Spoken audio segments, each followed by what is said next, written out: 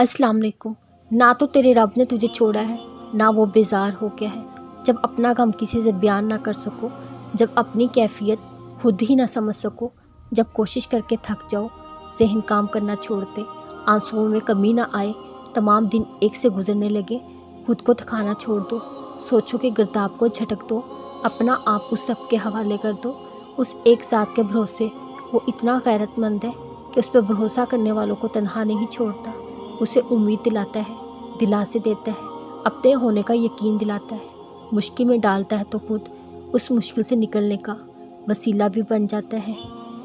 जब लाख कोशिशों के बावजूद भी हम नाकाम हो जाते हैं, गम की कैफियत हमें चूर चूर कर देती है, तब ये बेचैन निगाहें रब जल जलाला को ढूंढने लगती हैं, क्योंकि दिल जानता है कि मरहम उसी से मिलेगी।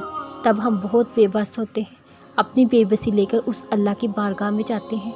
शर्मिंदगी और गम का ये आलिम होता है कि अल्फाज मुंह से नहीं निकल पाते, मगर वो फिर भी सब कुछ समझ जाता है। जहाँ सब्र की आखिरी सांस टूटती है, वो फरमा देता है कुन फयाकुन, हो जा, वो बस हो जाता है।